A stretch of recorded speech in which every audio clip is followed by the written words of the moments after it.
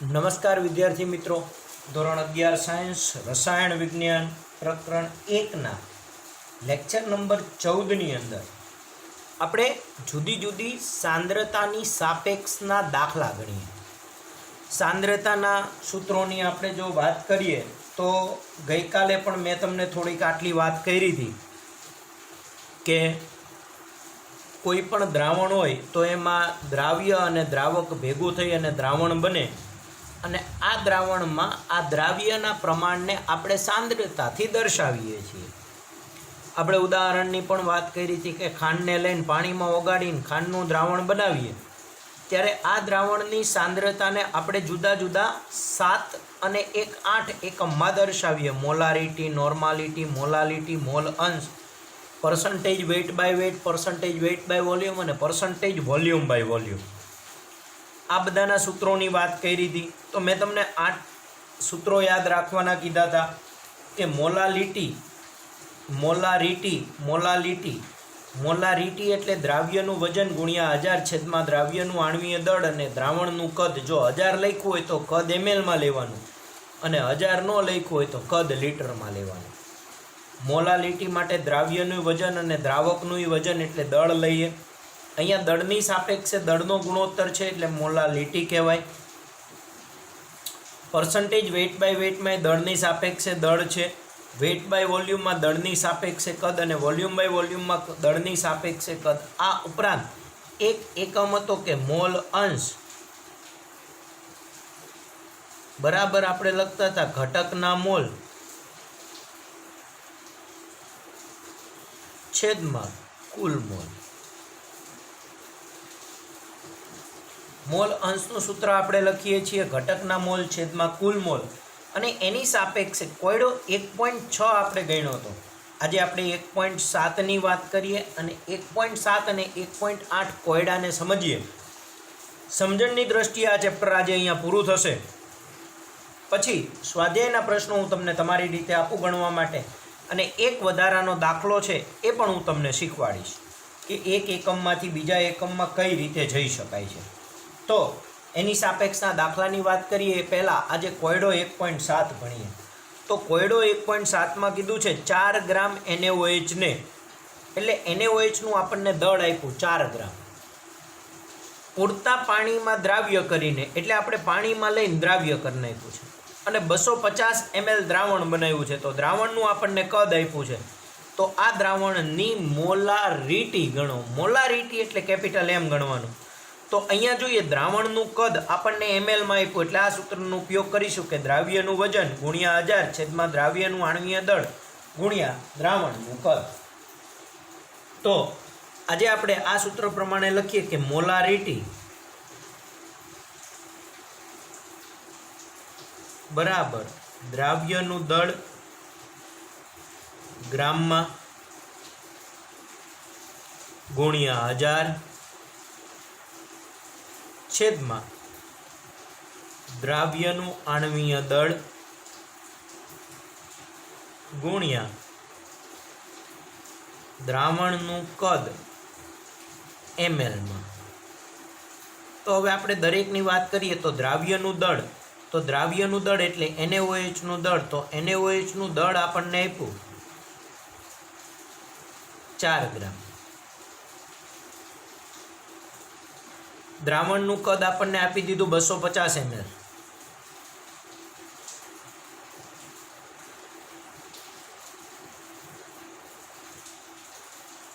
તો આપણે દ્રાવ્યનું આણ્વીય દળની વાત કરીએ તો દ્રાવ્યનું આણ્વીય દળ એટલે NaOHનું આણ્વીય દળ, એટલે કે Na નું પરમાણ્વીય દળ વત્તા O નું પરમાણ્વીય દળ વત્તા હાઇડ્રોજનનું પરમાણ્વીય દળ. જો કે આ તમે યાદ રાખો તો બહુ સારું રહે. 40 Na નું 23 હોય વત્તા ઓક્સિજનનું આપણને ખબર છે 16 વત્તા હાઇડ્રોજનનું 1, એટલે આ આણ્વીય દળ તમે ગણો એટલે Na નું આણ્વીય દળ 40 ગ્રામ પ્રતિ મોલ થાય, એટલે કે 40 ગ્રામ પ્રતિ મોલ થાય.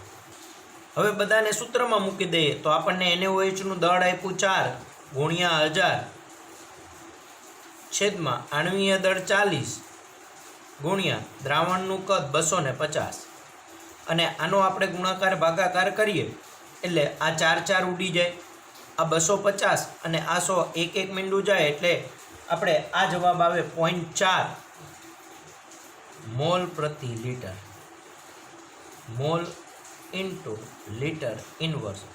એને 0.4 કેપિટલ એમના સંકેતથી પણ દર્શાવી શકાય છે. એટલે મોલારિટી 0.4 થશે. હવે તાપમાનના ફેરફારની સાથે મોલારિટી બદલાય છે. કયા એકમો તાપમાનના ફેરફારની સાથે બદલાય છે અને તાપમાનના કયા એકમો ફેરફારની સાપેક્ષે સાંદ્રતાના એકમો બદલાતા નથી, એને આપણે સમજીએ તો ખાસ યાદ રાખીએ કે તાપમાનમાં ફેરફાર કરતા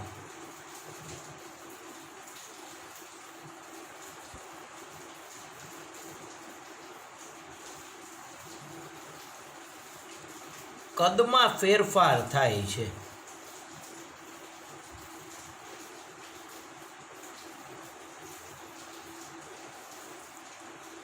તેથી કદની સાપેક્ષની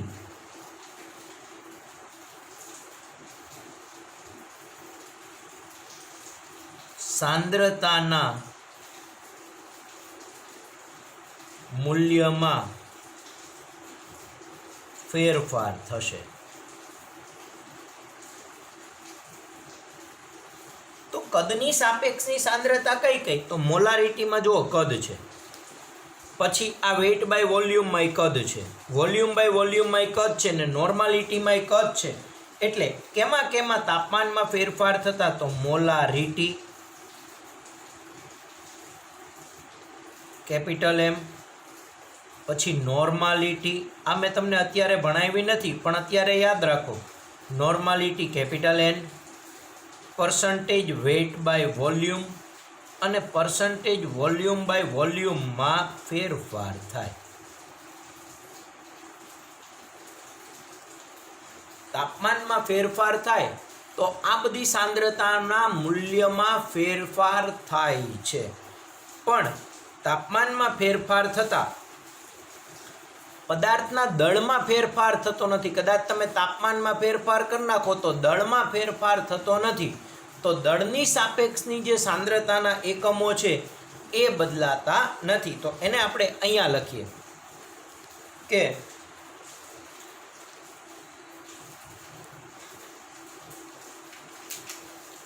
આપણે એવું દર્શાવીએ કે તાપમાનમાં ફેરફાર થતા દ્રવ્યના દળમાં ફેરફાર થતો નથી.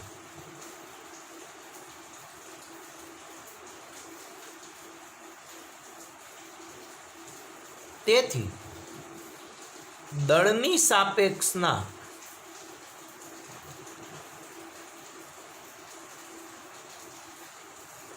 સાંદ્રતાના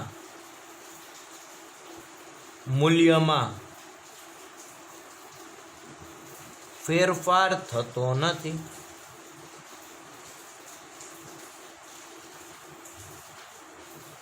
તો દળની સાપેક્ષની સાંદ્રતાના મૂલ્ય એટલે કયા કયા? તો જો અહીંયા મોલાલિટીમાં ઉપરે દળ છે, નીચે દળ છે, વેઇટ બાય વેઇટમાં ઉપરે દળ છે ને નીચે દળ છે, અને મોલ અંશમાં મોલ એટલે વજનના છેદમાં આણ્વીય દળ એટલે મોલ અંશ હોય, વેઇટ બાય વેઇટ હોય કે મોલાલિટી હોય એમાં ફેરફાર થતો નથી. એટલે કઈ કઈ સાંદ્રતા? તો મોલાલિટી,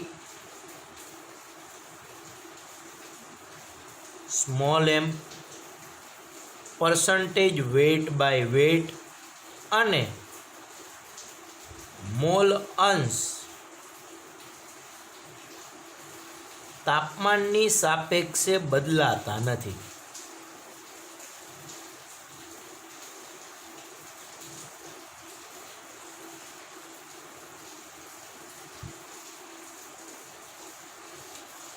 અને આ બંને બાબતને આપણે MCQ માટે ખાસ યાદ રાખીએ કે તાપમાનની સાપેક્ષે કયા કયા સાંદ્રતાના એકમમાં બદલાવ થાય, તો molarity, normality, percentage weight by volume અને પર્સન્ટેજ વોલ્યુમ બાય વોલ્યુમ.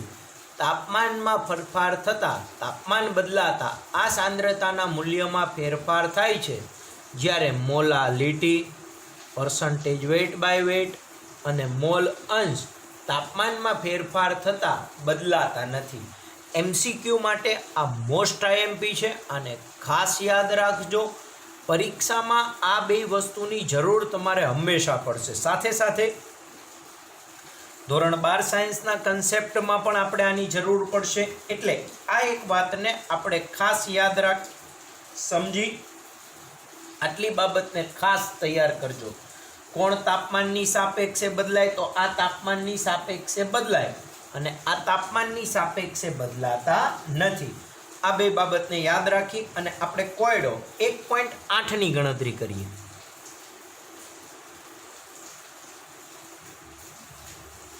કોયડો 1.8ની ગણતરી છે કે 3 મોલર NaCl ના દ્રાવણની ઘનતા 1.25 ગ્રામ ઇન્ટુ ml ઇન્વર્સ છે, તો દ્રાવણની મોલાલિટી ગણો.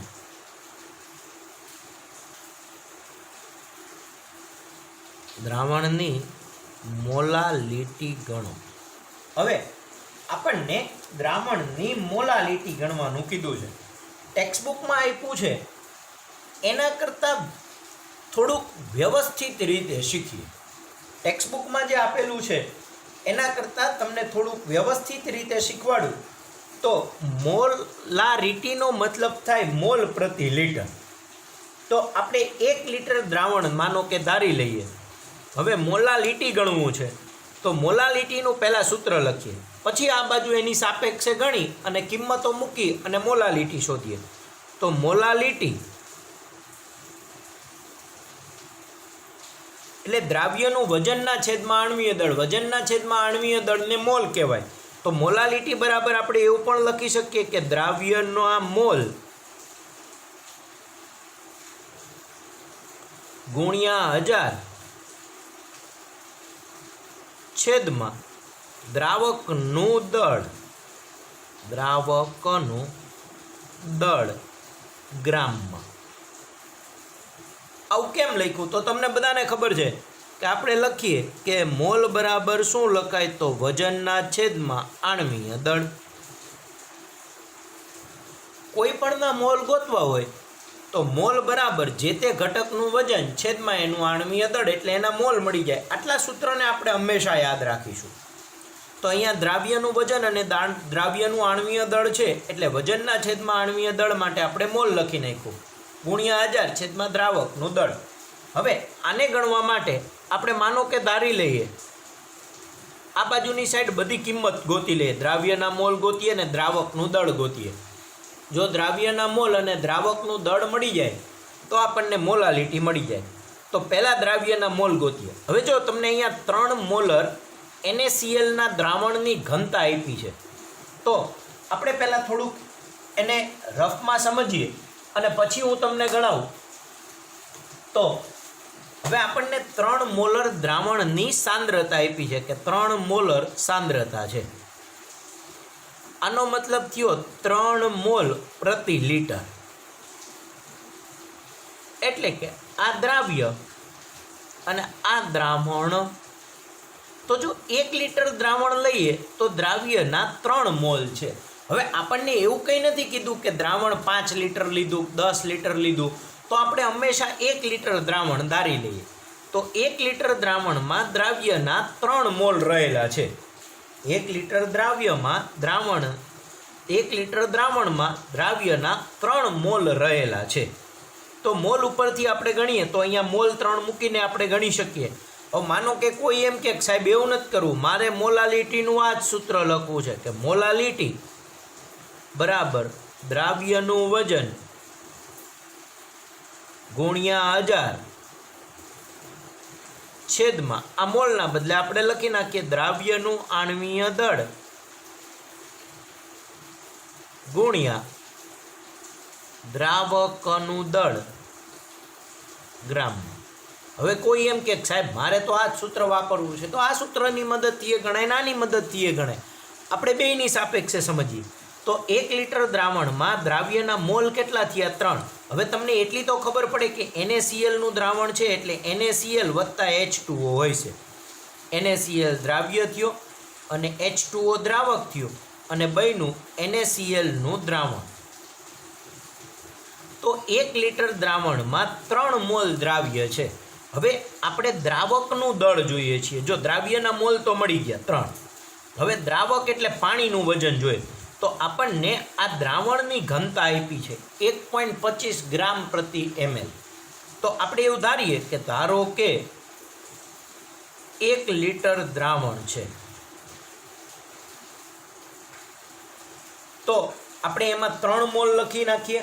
હવે અહીંયા સમજીએ, ધારો કે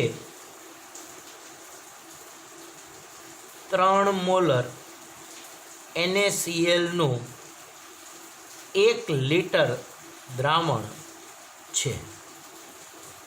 આપણે 1 લિટર દ્રાવણ વિચારીએ તો 3 મોલરનો મતલબ થયો 3 મોલ પ્રતિ લિટર. માટે 1 લિટર દ્રાવણમાં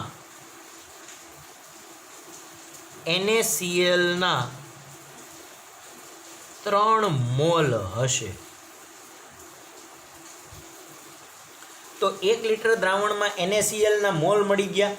હવે મોલ ઉપરથી માનો કે આપણે વજન ગોતવું હોય તો NaCl નું દળ બરાબર. હવે આપણે વજન જોઈએ છે એટલે મોલ ગુણ્યા આણ્વીય દળ કરીએ એટલે NaCl ના મોલ ગુણ્યા NaCl નું આણ્વીય દળ. તો NaCl ના મોલ થયા 3 અને ગુણ્યા એનું આણ્વીય દળ. હવે Na નું આણ્વીય દળ 23 અને ક્લોરીનનું 35.5 એના ઉપરથી લો તો આ મૂલ્ય આવશે 58.5. એટલે 3 ગુણ્યા 58.5 કરો તો આ જવાબ આવે આપણો 175.5 ગ્રામ NaCl. કેટલામાં? તો 1 લિટર દ્રાવણમાં થયો. 1 લિટર દ્રાવણમાં NaCl ના 175.5 ગ્રામ થયા.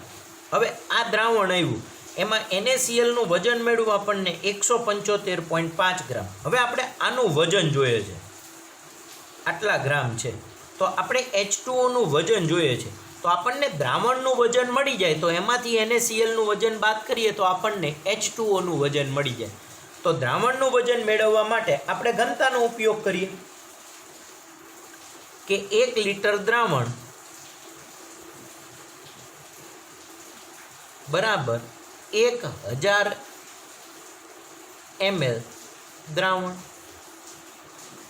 અને દ્રાવણની ઘનતા બરાબર તમને ખબર છે કે દળના છેદમાં કદ થાય. તો દ્રાવણની ઘનતા બરાબર દ્રાવણનું દળ છેદમાં દ્રાવણનું કદ. હવે ઘનતા તમને આપેલી છે, કેટલી આપી છે? તો 1.25 બરાબર દ્રાવણનું દળ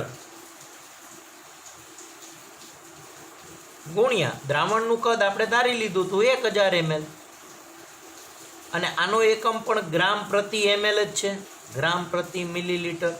તો આ મિલીલીટર ઉડી જશે. માટે દ્રાવણનું દળ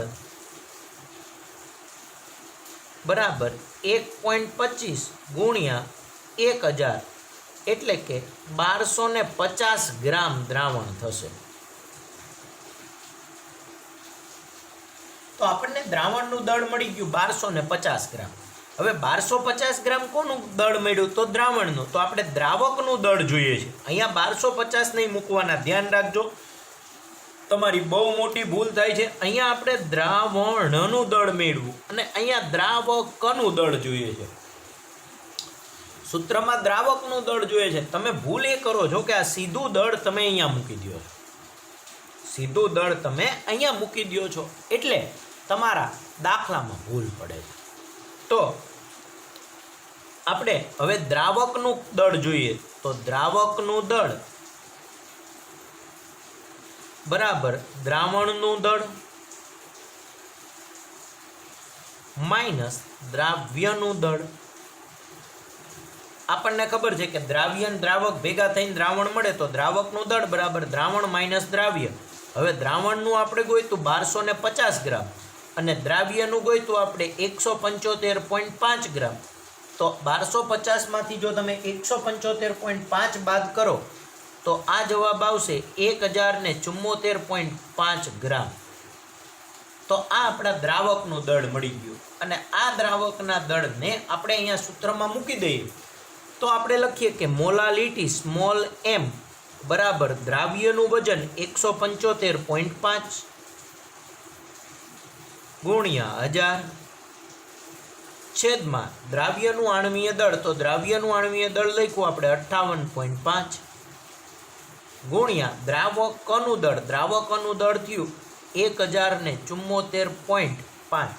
જો તમે આવી રીતના તમે કરો તો આ જવાબ આવશે 2.79 અને સંકેત માટે સીધું જ સ્મોલ m લખો એટલે કે મોલાલિટી. તો આ રીતે તમે દાખલો ગણી શકો છો. કોઈ પણ દ્રાવણનો દાખલો તમે આ રીતે ગણી શકો. આવો ને આવો દાખલો એક હું તમને અત્યારે ગણવા માટે આપું.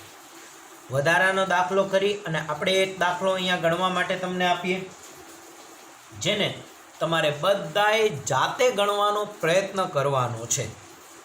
બધાએ જાતે ગણવાનો પ્રયત્ન કરવાનો છે. હવે આમાં જો તમને પર્સન્ટેજ વેઇટ બાય વેઇટ નથી કીધું. પર્સન્ટેજ વેઇટ બાય વેઇટ કે તો તમે ગોતી શકો કે દ્રાવ્યનું દળ એટલે 175.5 છેદમાં દ્રાવણનું દળ 1250 ગુણ્યા 100%. પર્સન્ટેજ વેઇટ બાય વોલ્યુમ એ ગોતી શકો 175.5 ગુણ્યા દ્રાવણનું કદ 1000 ml. પછી પર્સન્ટેજ વોલ્યુમ બાય વોલ્યુમ નહીં મળે એટલે આ બે સાંદ્રતા અહીંયા મળી શકે છે. અહીંયા આપી નથી પણ તમે ગણી શકો છો. પણ એના સિવાય હું તમને બીજો એક કોયડો આપું. એ કોયડો નહીં અને આપણે એક્સ્ટ્રા દાખલો ગણીએ.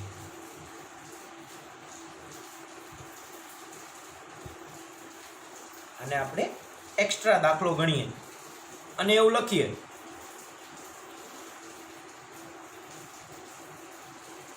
કે 2 મોલર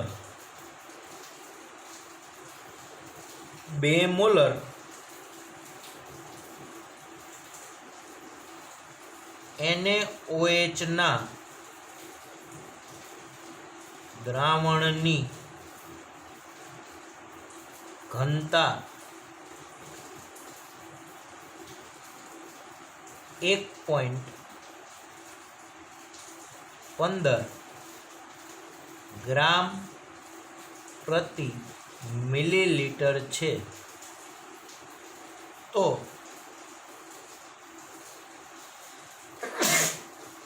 આ દ્રાવણની સાંદ્રતા મોલાલિટી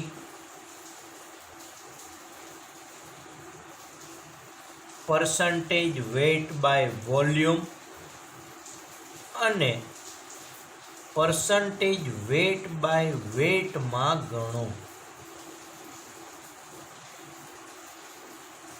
તો આપણે આ દ્રાવણની સાંદ્રતાને તમારે 3 એકમમાં શોધવાની છે. Molality, percentage weight by volume અને percentage weight by weight. W by V અને મોલાલિટી એકમમાં તમારે આ સાંદ્રતા ગોતવાની છે.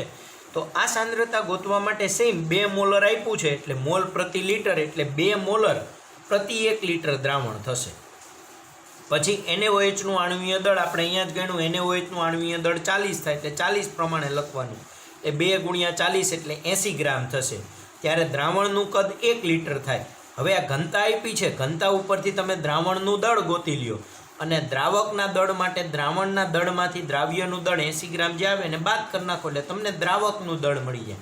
એને અહીંયા મૂકો એટલે તમને પહેલાં મોલાલિટી મળી જાય. પછી પર્સન્ટેજ વેઇટ બાય વોલ્યુમ માટે વેઇટ બાય વોલ્યુમનું સૂત્ર યાદ રાખો તો દ્રાવ્યનું દળ ગ્રામમાં ગુણ્યા દ્રાવણનું દ્રાવણનું કદ ml-માં, આ ગ્રામમાં, આ ml-માં, એટલે દ્રાવ્યનું અહીંયા દળ ગોઈતું હોય છે આપણે 80, દ્રાવણનું કદ 1000 એટલે 80 × 100/1000, એ પ્રમાણે વેઇટ બાય વોલ્યુમ મળશે.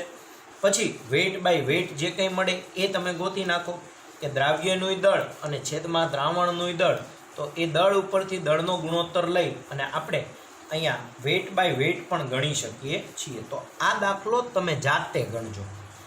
તો અહીંયા તમારું પહેલું ચેપ્ટર છે એ આપણે પૂરું કરીએ. અને આ પહેલા ચેપ્ટરના સ્વાધ્યાયના પ્રશ્નોની PDF એવું હશે તો હું તમને શેર કરી દઈશ. સ્વાધ્યાયના પ્રશ્નોની PDF એવું હશે તો હું તમને શેર કરી દઈશ, એટલે તમે વ્યવસ્થિત રીતે એને જોઈ શકો. અને આપણે જે છેલ્લા ટોપિક્સ ભણ્યા એ છેલ્લા ટોપિક આ ચેપ્ટરના મોસ્ટ IMP ટોપિક છે. છેલ્લા જે કાંઈ ભણ્યા એ ટોપિક્સ આ ચેપ્ટરના મોસ્ટ IMP ટોપિક છે. કયા ટોપિકથી શરૂઆત કરીએ તો ઓલી બંધારણીય ટકાવારી હતી.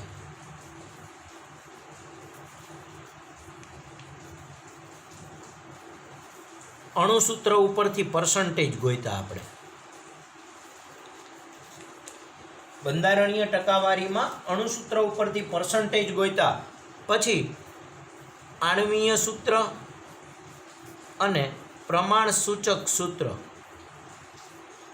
એમાં આપણે પર્સન્ટેજ ઉપરથી પ્રમાણ સૂચક સૂત્ર અને પછી આણ્વીય સૂત્ર, ઓલા કોષ્ટકવાળા દાખલા. આ પહેલો પ્રકાર.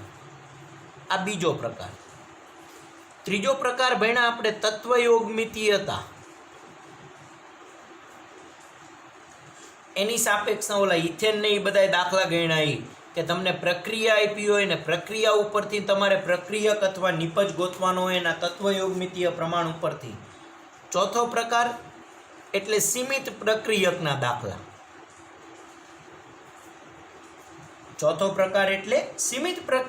દાખલા. અને પાંચમો પ્રકાર એટલે દ્રાવણમાં સાંદ્રતાના દાખલા. આ પાંચ પ્રકાર તમારા માટે મોસ્ટ IMP છે.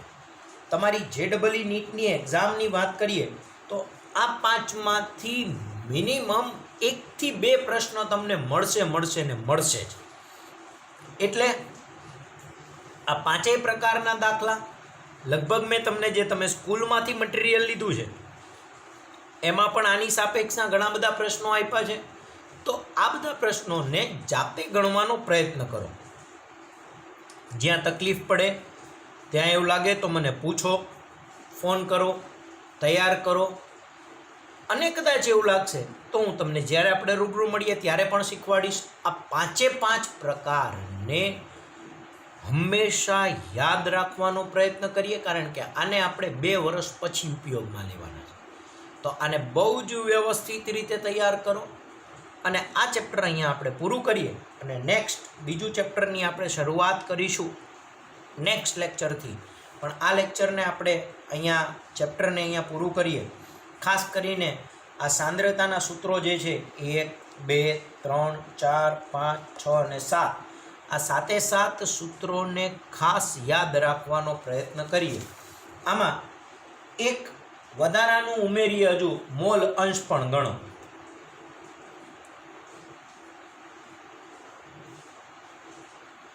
આપણે એવું લખીએ કે NaOH ના